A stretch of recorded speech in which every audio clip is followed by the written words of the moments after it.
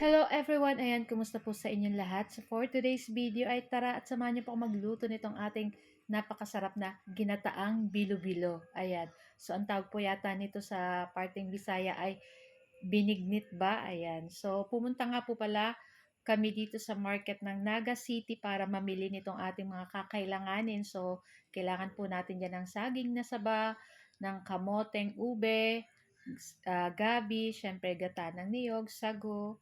So pagka-uwi natin dito sa bahay, syempre nilinisan na natin itong ating sago. Syempre nugasan po natin iyan para malinis po at binalatan at hiniwa-hiwa na natin dyan yung ating saging na saba. Tapos binilog-bilog na natin yung ating malagkit. Ayan. Tapos syempre yung ating kamote na ube, saka yung ating gata ng niyog. At syempre meron din po yung ube na kamote kasama no gabi. Ayan. Gagamit din po tayo ng dahon ng pandan para pampabango dito sa ating lulutuing ginataang bilo-bilo. So ayan na nga at nilagay na natin dyan yung ating pangalawang gata at naglagay na rin tayo ng konting tubig kasi medyo marami po yung ating lulutuin.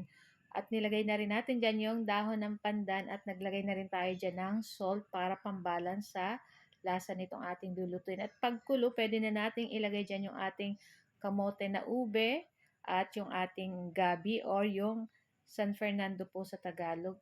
Pero dito po sa Bicol, bungkukan. Ayan. Pagkatapos, after 10 minutes, nilagay na rin natin dyan yung ating saging na saba at ilagay na rin natin dyan yung ating pinakaunang gata ng niyog. So, ito yung ating para maglapot at mas masarap pag medyo magata-gata po. Ayan.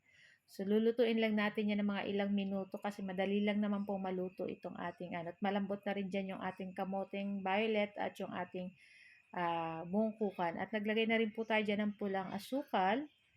Ayan, syempre, kayo na pong bahalang mag-adjust kung gusto nyo po ay matamis-tamis or tama lang yung lasa. Ayan. At naglagay pala ako guys ng konting harina para maglapot po itong ating lulutuing ginataang bilo-bilo. Ayan, tapos nilagay na natin dyan yung ating malagkit na binilog-bilog. Madali lang naman po yung maluto. Ayan, pag lumutang na yan, ay luto na rin po yan. At ilagay na rin natin dyan yung ating sago. So, yung ating sago may green and red. So, parang pang Paskong-Pasko na guys, di ba? At may maliit pa rin na puti na sago. Ayan. Tapos, ayan, mga ilang minuto lang ay pwede na rin po iyan. Ayan, lulutuin lang natin dyan yung ating malagkit na binilog-bilog. Napakasarap nito guys.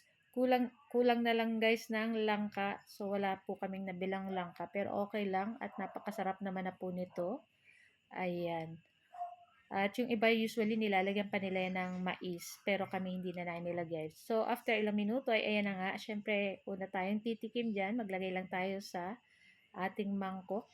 So makikita nyo umuusok-usok po at mainit pa. Syempre tayong unang titikim nito guys.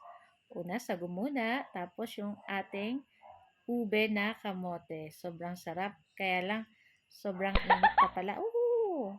Thank you for watching!